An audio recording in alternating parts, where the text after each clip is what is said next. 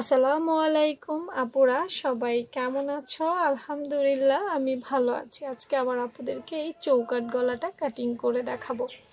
এটা 36 সাইজ আপুদের জন্য।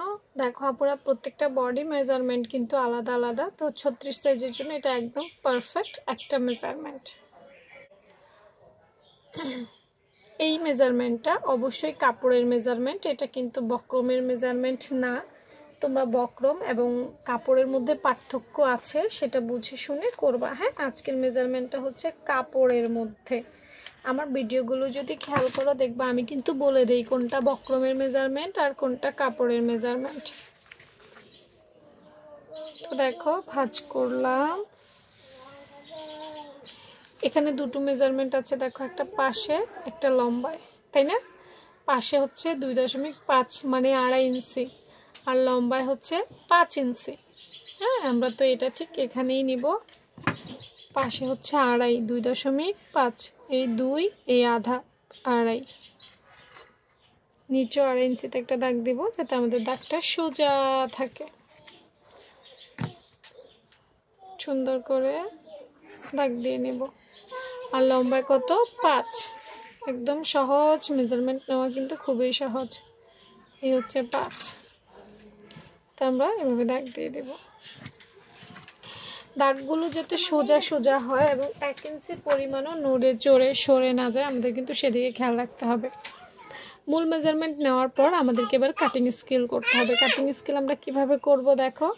কাটিং স্কেল করার জন্য আমরা নিচ থেকে, উপরে ঠিক থাকবে, নিচ থেকে আমরা 1/2 ইঞ্চিতে একটা দাগ দিব। এই যে আমার আধা কিন্তু এখানে, আধা তোমরা ফিতাতে মেপে নিও। এই হচ্ছে আমাদের আধা ইঞ্চিতে একটা দাগ দিব এবং এই উপরে ঠিক থাকবে, খেয়াল করো, উপরে ঠিক থাকবে, কিন্তু নিচে আমরা এইভাবে ফাঁকা করে দিব। এই চৌকাট গলা, ইংরেজি হচ্ছে স্কোয়ার গলা, তাই না? তো স্কোয়ার মনে করি যে চতুর্ভুজ চারিদিকেই সমান, কিন্তু আসলে স্কোয়ার গলা জামাতে যেটা বসে সেটা চারদিক সমান থাকে না। যদি চারদিক সমান থাকে সেক্ষেত্রে কিন্তু কাট বেয়ে পড়ে যাওয়ার সম্ভাবনা থাকে। ঠিক আছে, তো এখন আমরা কেটে ফেলবো।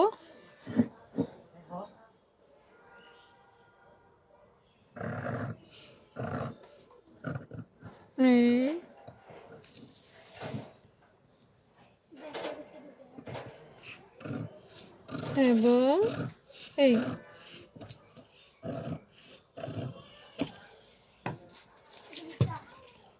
দেখতে পেয়েছো, এইভাবে আমরা এরপর খুলবো। নিচের অংশ কম থাকবে, উপরের অংশ বেশি থাকবে, তাহলে আমাদের কাটটা পড়ে যাবে না এবং গলাটা সুন্দর মতো বসবে। তো এই ছিল আজকে আমাদের 36 সাইজের গলার মেজারমেন্ট। ভালো লাগলে অবশ্যই কমেন্ট সেকশনে জানাবা। নতুন নতুন ডিজাইন দেখতে চাও কিনা সেটাও জানাতে ভুলবা না। আল্লাহ হাফেজ।